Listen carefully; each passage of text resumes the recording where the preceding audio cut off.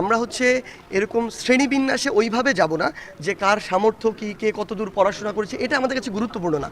আমাদের কাছে গুরুত্বপূর্ণ হচ্ছে নির্দিষ্ট একটা পদের জন্য আমরা ধরুন যে কোনো একজন একটা মন্ত্রণালয়ে একজন উপদেষ্টা যাকে নিয়ে আসা হচ্ছে উনি ওইটার জন্য কতটুকু যোগ্য। এখন এই যোগ্যতাকে আমরা একটা গুরুত্বপূর্ণ প্যারামিটার হিসেবে সেখানে রাখবো।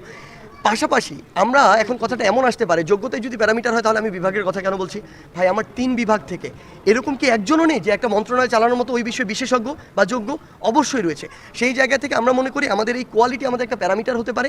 আরেকটি গুরুত্বপূর্ণ প্যারামিটার হচ্ছে এই 24-এর ছাত্র জনতার অভ্যুত্থানে কে অংশগ্রহণ করেছে, কে সমর্থন জানিয়েছে, কে নীরব ছিল, কে বিপক্ষে ছিল। অবশ্যই যার অংশগ্রহণ সরাসরি ছিল এখানে, যে এতদিনে নির্যাতিত, যে জনমানুষের কথা বলে এসেছে, তার প্রায়োরিটি সবার আগে হওয়া উচিত।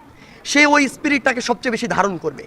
এরপরে যেই মানুষটা সামনাসামনি রাজপথে নেমে না হোক, সোশ্যাল মিডিয়ার মাধ্যমে হোক, দেশে থেকে দেশের বাইরে থেকে হোক, সমর্থন জানিয়েছে, ওই সময়ে সৎ সাহসটি দেখিয়েছে, সেই মানুষটার এই জায়গায় প্রতিনিধিত্ব করা উচিত। কিন্তু আমি এই জায়গায় একদম স্পষ্ট করে, ভাই আমরা সরকারের কেউ না, আমরা সরকারের কোনো সুবিধা ভোগ করি না।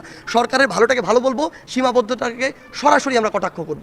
আমরা আমাদের জায়গাতে স্পষ্ট করে বলি, এই জায়গায় এই অন্তর্বর্তীকালীন সরকারে আমরা দেখেছি না এই যে ফারুকিকে, এই ফারুকি কোন সময় বিগত এই 36 জুলাই কোন সময় সরাসরি সরকারের বিপক্ষে গিয়ে এই ছাত্র জনতার অভ্যুত্থানে যারা অংশগ্রহণ করেছে তাদের পক্ষে অবস্থান নিয়েছিল? কখনোই নয়। তিনি তার সময় পুরো সময় ক্ষমতার কাছাকাছি থাকার জন্য যেভাবে তার মতো করে তোষামোদি করা দরকার সেভাবে করেছে। হতে পারে একটা লাইন লিখে, হতে পারে একটা ছবি তুলে, সবাই একই কাতারে ভাই ভাই সহমত ভাই বলে তোষামোদি করবে না। কেউ একটা লাইন লিখে, কেউ একটা শব্দ বলেও তোষামোদি করে।